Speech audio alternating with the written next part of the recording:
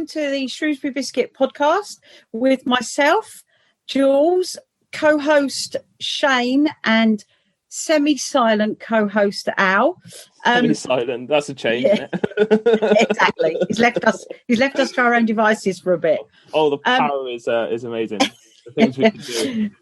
So today we're on our this is our 6th interview, I believe, of our bumper open studio day that we're having on the Biscuit. It's been intense today, to be honest. It's been non-stop, isn't it? Yeah. I think Al needs to we need to look at the schedule a bit better, because we literally have no time for breaks or drinks or breaks or anything.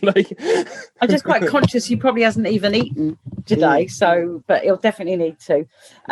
So our 6th guest of the day is Dave Palmer, who's owner and director of training at Essential Driver Training, or probably a lot of people that do any motorbike training will know you as Fast Trak. So welcome to the show, Dave. Thanks very much. Nice to see you. Cool. And how are you this afternoon? Not too bad at all. Too bad. Yeah.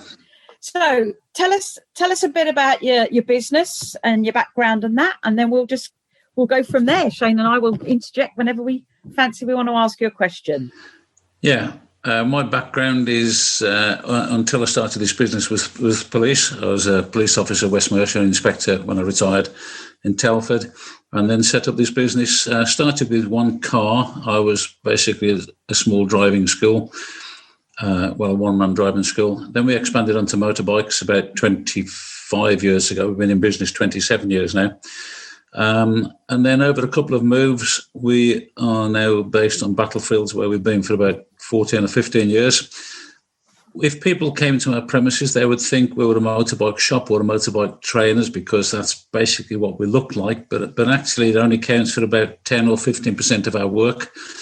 Most of our work is in the transport industry, where we have where we conduct or we do some legal training for drivers and for companies. We train, so we teach everything really from motorbikes up to lorries, but we don't teach people to drive lorries necessarily. But we teach people to be internal driving examiners, and we set up driving schools around the country for companies. That's lorry driving schools. We have customers in Poland and lorry company customers, that is transport company, and we have 2 multinational companies. One of whom has about 2,500 lorries. We do all of the training for them, and another has about 600 cars. We do all the training for them.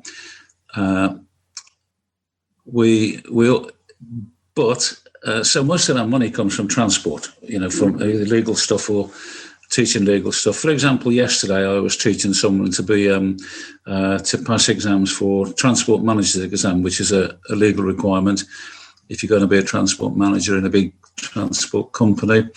Monday and Tuesday I'll be doing Zoom training, rather like this, in Belfast and Dublin. And then Wednesday and Thursday, that will be to do with lorries. Well, that's to do with, you can imagine the great big lorries on the road, the tall ones. There is a scheme or a training system to prevent them rolling over. You can imagine if one rolled over. So we do the pre-rollover training for them. So that's what I'll be doing in Dublin and Belfast, or with Dublin and Belfast.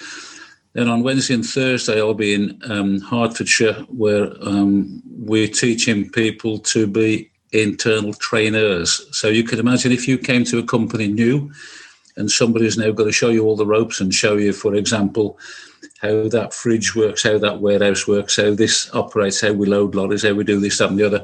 So we train the trainer. It's called the trainer within industry. We do that for a few companies. So that's what I'll be doing Wednesday, Thursday. The following week I'll be on bikes, so which is what most of us prefer, bikes. That's our love really, is bikes. But our income is from our other work. So our official name is Essential Driver Training Limited. As the name implies, we're a limited company to do with driver training. But most people know us as Fast Trak. And that's certainly local people, because when we were just motorbikes, or mainly motorbikes, we were Fast Trak Rider Training. and that name seems to have stuck, and people just still think of us as Fast Trak, certainly local people. And on our building, it actually says Essential Driver Training and Fast Trak. So with the bikes, we teach people to ride, obviously, and then we do other things as well. We do advanced training, and in fact, we have a contract coming up with the second or third biggest police force in the country to train some of their instructors. So 2 or 3 of us are going away to do that in the new year. It was supposed to be this week, actually, but it was put on hold because of the COVID. They'll be on bikes, so we'll be in and around the Manchester area then on bikes. So that's something to look forward to. We also then arrange trips, sometimes abroad, sometimes in this country. We had one to the Lake Districts a couple of months ago now, which was really good, really enjoyable. And then in about 12 to 15 months, we're going to the States. We go there every other year. Always on bikes, although we do allow, if that's the right word, people to go by car. Allow. Yeah. So although it's a bike trip, but we accept that some people perhaps can't ride bikes or don't want to be riding motorbikes for 2 or 3 weeks. So that was supposed to be 12 months. 12 months September is just gone, but we put that back now till about March or April in about 15 or 16 months' time, simply because of the COVID and because it takes a lot of arranging. We have that's a fantastic trip because it's a non-profit one for us. It's almost like a charity. It isn't a charity. It's a non-profit in that people pay for themselves. And the airfare is in their name, the bikes are in their name. We do it really, so because it's good to ride in a group. So it's the only way we can do it. If we did it for profit, it was, I'd be responsible for everybody. I don't really want that. I just want to go for a ride, and so do everybody else. So and that's particularly good because we have an open invite there to go to Top Gun, to the flying school. Where Tom Cruise was, because the local sheriff is a friend of mine, and he gets us in there. So we've been there 2 or 3 times now, and that's what we hope to do when we go next time as well. Wow! So we've got a varied life. We've got a good life because we're doing things which we love doing, which is riding motorbikes. I do love driving lorries, but I sort of wouldn't want to do it for a living. I wouldn't want to be committed to have to go and do a delivery here, there, and in some Tesco's or Marks and Spencer somewhere, But who's got a doggy? Is that your doggy, Dave? That's my wife has just come back. She's been to her mother's down in Hereford, and the dogs have gone crackers because they've seen the car coming in. I'm sorry about that. They'll shut up in a minute. I'll have fun. I'll have fun editing that one. That's it. So go on, Jules. I was going to say, just going back to your the essential driver training, or the lorry driver training. Yeah. So is that the sorts of things where the lorry drivers have to do, from my understanding of my previous business, that they have different elements that they have to achieve? Yeah. So like one of them will be the vulnerable road user, for example. Well, it's called Certificate of Professional Competence. It's a European-wide regulation, which we've continued in this country. And you're quite right about vulnerable road users. There is a syllabus. Well, there's a syllabus, but we write our own programs to meet the requirements of the syllabus, one of which happens to be vulnerable road users. We also do emergency first aid. We do that for bikes and for the lorry drivers. It's called Driver CPC, which is the legal requirement. And we have our staff. I do that as well, and a couple of our staff do that. We do that all over the country. So I think we have somebody this week. We've got someone in Kent and somebody up in Scotland. So we get around doing that. That's probably the most of the work we do, really. I suppose if we compartmentalised it, it would be Driver CPC would be most of what we do, because it's continual and because it's a legal requirement. So people have to do it. And if we're lucky enough to get the contract with the big companies to do it, then we're doing it a lot, So we've been doing that for 10 years now, and since it was introduced in 2009, actually. We do an awful lot of that. Yeah, we do that in-house as well at our place, although we tend mostly to go away to do that because it's easy for one of us to go to somewhere in Glasgow, for example, than 15 drivers turn up down at our place, Yeah, of course. Yeah. Shane, sorry, go on, because I interrupted you. You was going to ask. I forgot the question I was going to ask now. Well, I'll jump in with another one then. Dave, you seem to have quite a. I mean, I'm quite jealous. I'm a sort of vehicle man myself. I mean, I like my bikes, like my cars, like my trucks, and that kind of stuff. I mean, I'm a mechanic by trade, and I work in the transport industry as it is at the moment. So I'm quite a little bit envious because you get to go and play with vehicles all day and not actually have to actually do you're not obliged, like you said, you don't have to do the deliveries, you have to do the daily grind of having to use vehicles, but you just get to go and play with them, and it's a wide variety, like you said, different vehicles every day. So and driving the big lorries, the big companies, the big reputable well-known companies, they will employ a lot of agency drivers because of the massive amount of work they're doing. You imagine coming up to Christmas, Tesco's and Marks and Spencer's and Sainsbury's need. It's a massive undertaking. The logistics is a massive undertaking, and they can't afford to keep lorry drivers 365 days a year and not use them for 60 or 70 of those days. So they employ agency drivers a lot. But the big companies, the reputable ones, they won't allow agency drivers to drive their trucks until they've been tested on them.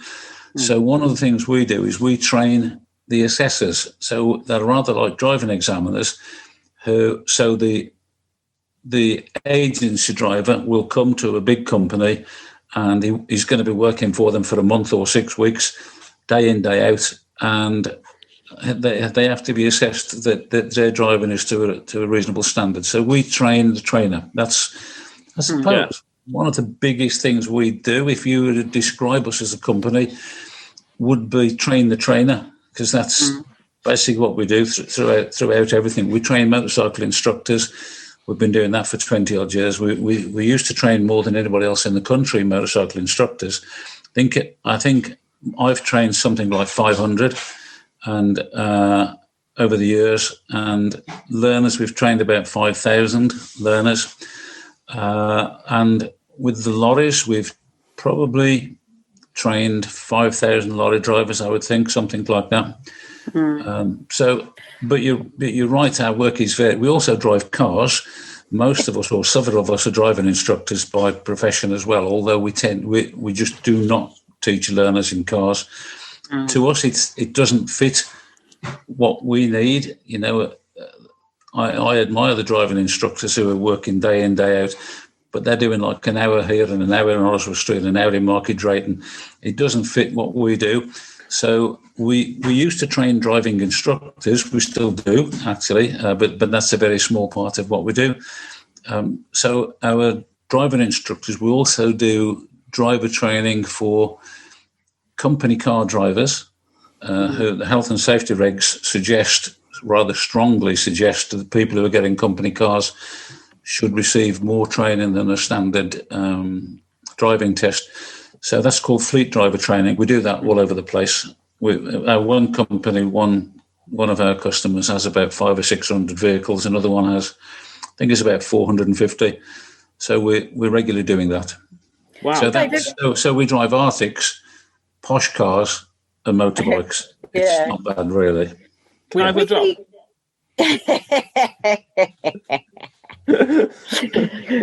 Dave, with the lorries or the van driving, have you noticed an increase in people wanting to have to get tested to do that or assessed, given probably, I would imagine, with this year, the amount of delivery drivers that are now required out on the road because everywhere is having to do, or with all the different shutdowns, and people not wanting to go into shops in some cases, that they're having deliveries. So have you noticed an increase as a result of that?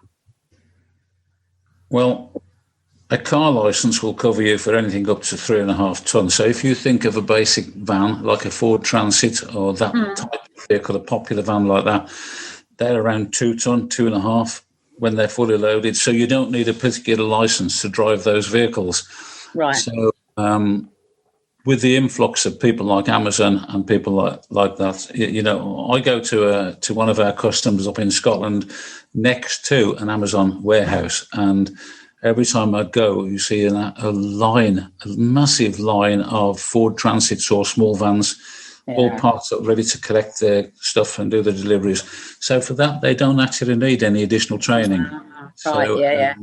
So we've got millions of drivers in the country who could do those jobs. The additional training is required for the big lorries. Yeah, 7.5 tonne and up, isn't it?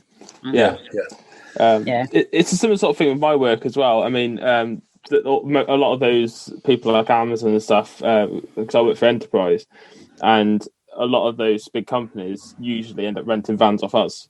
So yes. Going to do, especially during this sort of time of year, to get agency drivers, to pull agency drivers from one company, they get vans from us, and then they do their business. Yeah. So yeah, you're right. I mean, I think that certainly with small deliveries, like local deliveries and stuff, everyone just use 3.5 tonne vans. But I think with longer range stuff, it's going to be larger vehicles, and that's where you would probably come in, I suppose. If you imagine somebody like Tesco's or Marks and Spencer's will have distribution centres around the country. They won't be run by themselves; they'll be run by a logistics company, and all the stock and stores come into those distribution centres, and then if you take somewhere, the nearest place we've got of a place that I know of like that is Crewe. So where Crewe has a logistics centre there with about 100 or 120 vehicles, and they will be going out. They will have supplies coming in from all over the place, and then they'll be going out to stores. And one Arctic might do one store, or some of the bigger shopping places will need 5 or 6 Arctic loads of food every day. That's the amount we're turning over. I've been into warehouses where you can't move for all the food and the stuff like that, and then you go 3 hours later and it's empty. And then another load's coming in every day. We do one which comes from Dublin every day, and it takes 7 Arctics to feed one retailer in the Republic of Ireland. One retailer. Wow. Well, that's mad. And the same logistics company also do the same from Belfast, where they get their supplies from Glasgow. 6 or 7 lorries every day go to this one particular food retailer. And it's not one of the biggest ones either. Wow. That's one of the posher ones. Yeah. So Dave, if we take this back a bit then, you said that you were in the police before. Yeah. Obviously, you left the police force. I mean, what made you then sit there and go, right, I'm going to start driver training now? Well, my love in the police force, I'm not unique by any means, but I'm unusual in the police service in that I spent about a third of my time as a traffic officer, a third as a detective, and a third operational on the streets as well. But my love was always traffic. That's what I always wanted to do when I was a little boy, and I was lucky enough to do that for several years. And so I've always had a love for cars and bikes. And even though I did other training, detective training and stuff like that, the avenues, there aren't so many avenues open to detectives, if you like, when they leave. But driving was just sort of natural thing to me to go into because I used to do that. I did that for 26 years as a policeman. So yeah. Makes sense, I suppose. Obviously, you say the Fast Trak is what people know you as well for your motorbikes, and it's obviously how I met you, Dave, and how I got involved because you, and I mean not your company, but you personally, you retrained. You did a refresher day for me, didn't you? To get me back on a motorbike. Yeah, I'm still having sleepless nights about it. I'm safe. Don't you worry. I'm safe. No, but it was. I am. But no, I mean that for me, and I think particularly, that's something I want to like help people be aware of, because, you train a lot of women up, and for me, after a good 30, 40 odd years of not being on a motorbike, to get back on one, with the whole confidence level gone, it took it wasn't even a whole day, was it, in the end? I think. No, I don't think it was actually. No. About 5 hours. Yeah, it feels like 5 weeks, but it was about 5 hours. Yeah. Thanks. But obviously, as a result of it, you got me back on two wheels, and you train quite a high percentage of women. You've got little offshoots going on. You do little local ride outs. So obviously not so. Fair, I'm aware of Fast Trak. I'm just remembering now. Years ago, I used to knock about with a woman and as friends, by the way. And I'm trying to remember. We went to Silverstone, and I went to Silverstone with a couple of people from Fast Trak. And I think it was Ross, and I can't remember the woman. I can't remember the woman's name. What, an instructor? Yeah, Ross was one of the instructors, one of the guys there. I'm sure he was. He definitely did the CBT for my brother, anyway.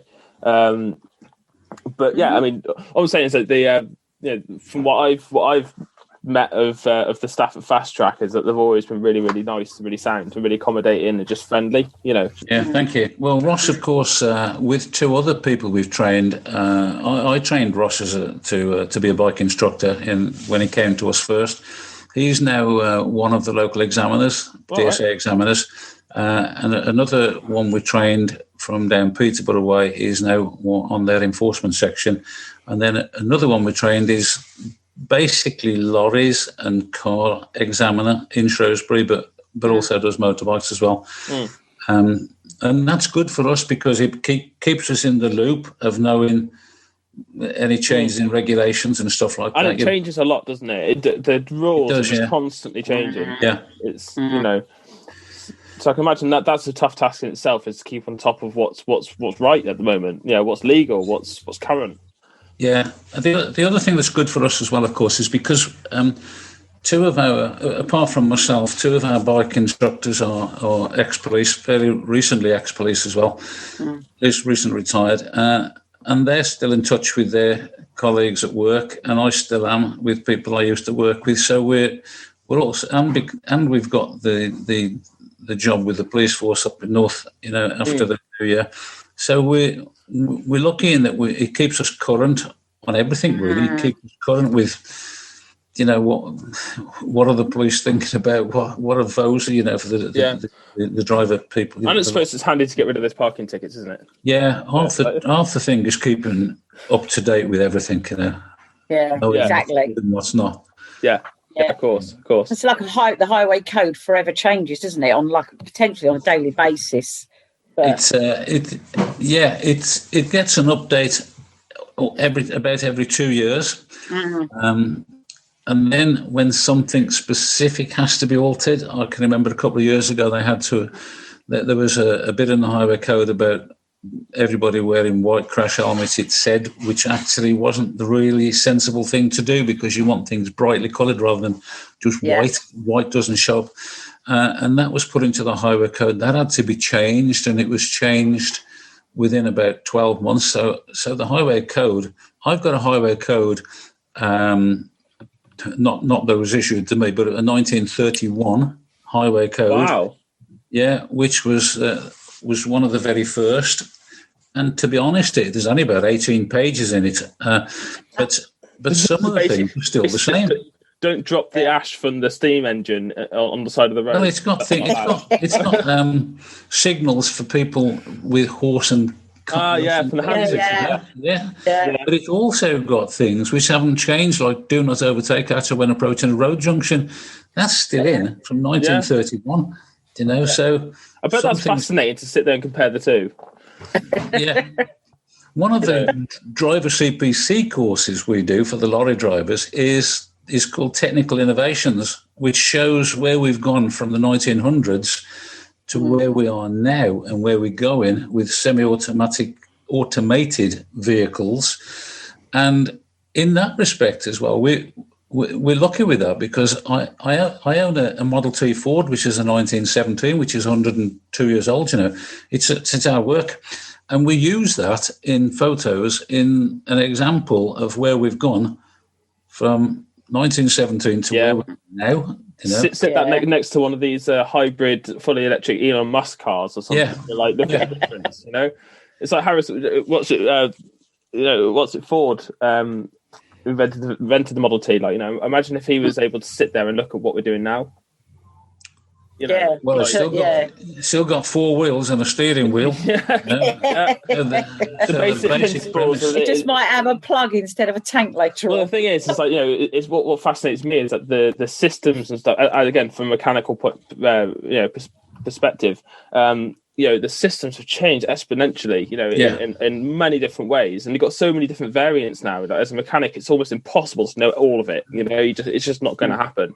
But like, you've also got the fundamental systems that are just not going to change, how an engine physically works. And the other thing that completely baffles me is why the hell we're all still on lead acid batteries is just blows my mind. It's like, how much the engine's progressed now from before, but then the batteries haven't changed. No. Still using old batteries, and it blows my mind. I think actually as well with new vehicles, I know when we're doing driver training with the company cars, and sometimes we get quite youngsters driving, in their new Golf or Polo, whatever the company is supplying them with. Yeah. And I know sometimes they sort of resent somebody of my age or our instructor's age trying to tell them what to do. Yeah. But then I think, over the years, from the time I drove first, little things have been added. So for example, in 1967, when I drove my first police car, which was Austin A40, it had 4 gears, and it had a clutch, and that's about all. And then... Is that the one with the stone wheels at the front? Yeah, or the one? No, it was a rear-wheel drive. It was a rear-wheel drive. But then they added a 5th gear, and then when I was a traffic officer, we had a car that had 6 gears. We had one of the first 4-wheel drive cars ever, but they've developed bit by bit. So now if I drove, for example, an Audi R8 or a supercar, that's developed as I've developed. I've only had to learn one new thing at a time. Yeah. If you see what I mean. Well, whereas a driver has now got to get into a car with flappy paddle gears, semi-automatic, automatic, this, that, and the other. They have to learn everything in one go. Yeah. So actually, we develop with the car. Yeah. Yeah. Somebody thrown into a brand new car now, it's like a computer. If you drove something like, like the all-electric cars, which basically look like something out of Star Trek, with all the computerized things on board, they have to learn all of that in one hit. We don't, because they've only added a bit since last year, and providing we keep up to date and we keep progressing as we go. With our motorbikes, of course, they're exactly the same. We have motorbikes now without a clutch, but they're not fully automatic. We have, they've got cruise control and stuff. You get onto a brand new motorbike now, and it's completely different to a brand new motorbike of 30 years ago. I think what? They've just developed, haven't they? They've added a bit now. My bike's got cruise control. My last one didn't have, but I've only had to learn that extra bit. I think the difference is comfortable things like heated handlebars. Mine's got a heated seat as well, so that's progress, isn't it? Yeah. Heated seat. Sorry, Shane, go on. I think what I'd say to these young people that are sort of like, pulling their face over, you tell them what to do, is the difference is that you could probably jump into a new car now and drive it. Yeah, yes. because you've seen the progression, but they couldn't jump in your Model T and drive that. No, absolutely. They wouldn't know absolutely what to do. not. Did you see that? Sorry to jump in. Hi guys, by the way. Did you see that video of there's a police officer in America stopped a guy in a Tesla for operating a tablet whilst he was driving, and the young kid in there was like, no, it's part of the dash, and he invited the police officer to have a look at the vehicle. He was like, look, it's on the dash. That's just how Tesla do it. And he's like, wow, that's amazing. Thank you so much for showing me. I'll let you leave you on your way. I'm really sorry, I didn't realize, because the Tesla displays, they are literally a giant tablet on the dash. It's just crazy how things have changed, right? Wow. We were training somebody in a Tesla a few months back in Basingstoke, and my mate who had been in it, I said to him afterwards, "Are we having one or what? 90 grand, are we having one?" He wasn't that impressed, to be honest. It didn't. He missed the mechanical bit of it, if you like. He said it was like driving a glorified milk float. I was going to say milk float. Yeah, it was. Stop and I said no controls, but if you're good at Xbox, providing you could aim the car, you'd probably be good at Tesla. Thing is, this is a problem, see, with a lot of the new stuff. I mean, I'm the same as you with it. As a younger guy, I do prefer the no power steering and that kind of car, because I feel like I'm driving it rather than it's driving me. Whereas a lot of these newer systems, they have like fly-by-wire steering, they have like you said, it's semi-automatic, so they've got like no clutch. So it's just it's just like you said, it's a computer. It's not a car. Whereas I prefer driving a car, and having all the bangs and bumps and the vibrations of driving a car. That said, I drive a Severa, so go figure. But you drive what's convenient for you now, isn't it? I mean, everyone will drive what's convenient for their road and their business. Yeah. We'll have a toy one day. But you do. I mean, you know, obviously, Shane, that we've got like a 1946 Jeep. Yes. Which is like it's dog leg first. Gear, like double the clutch, all that sort of stuff. 30 mile an hour tops.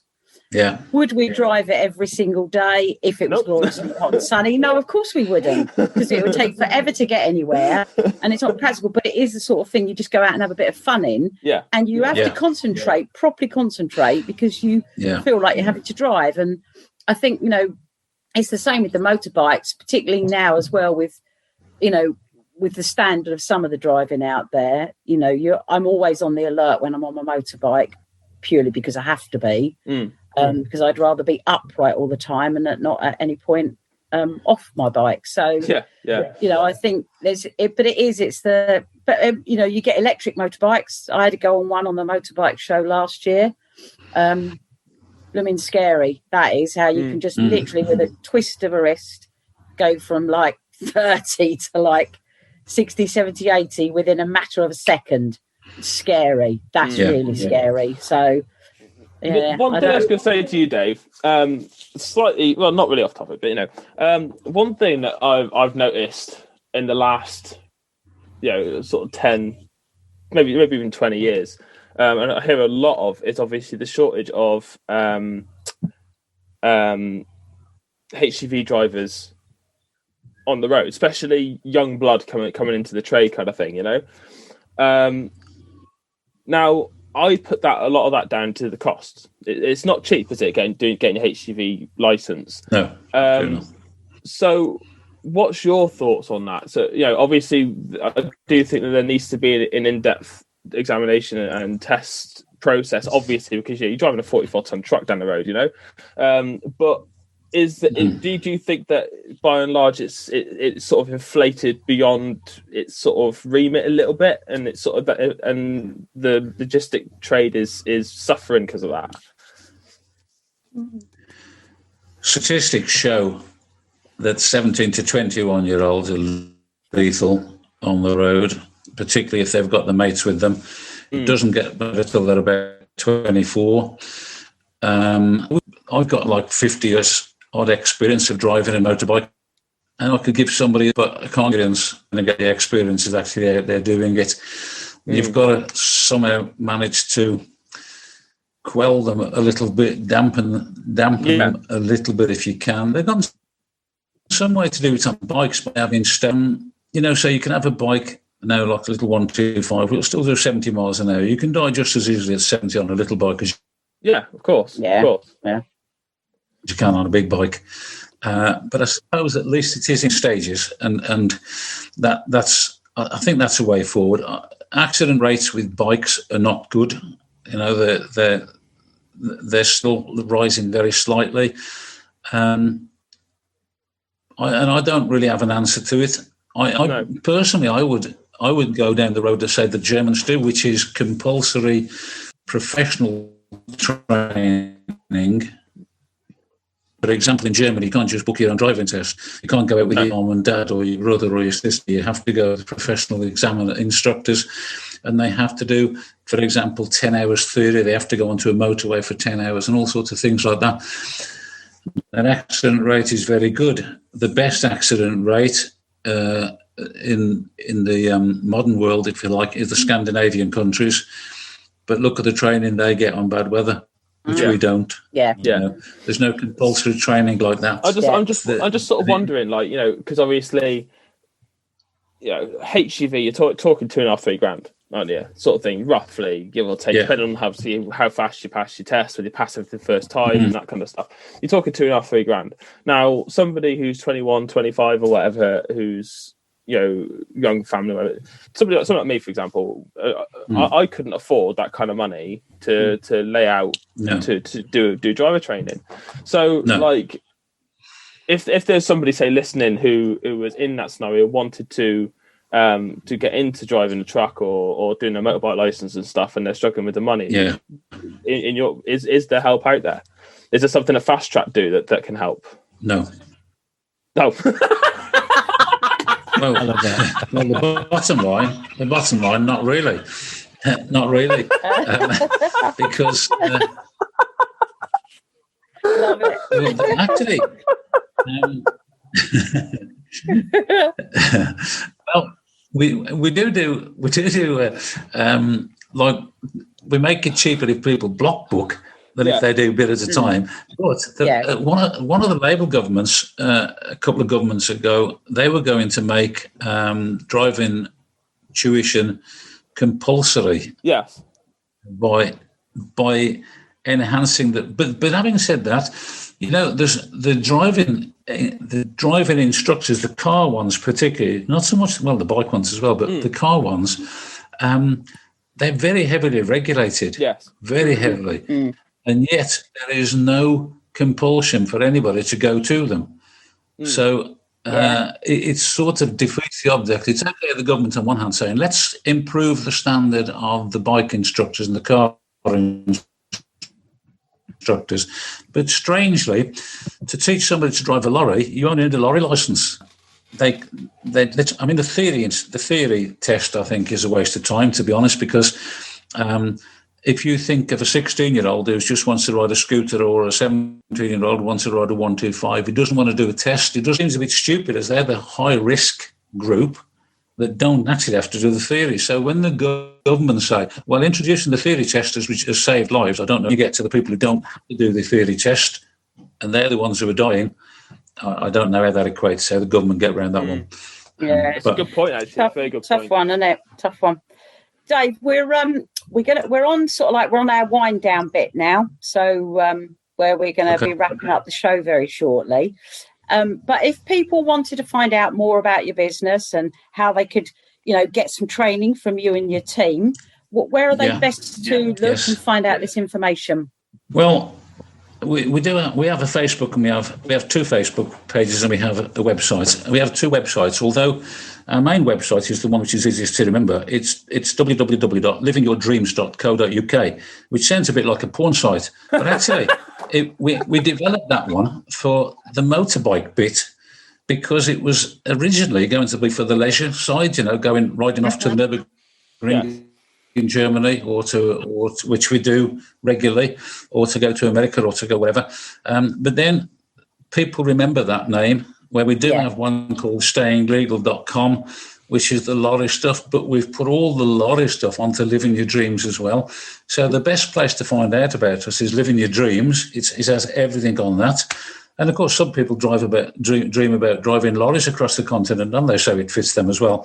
So livingyourdreams.co.uk, or our Shrewsbury number is just 460460, which is easy enough to remember.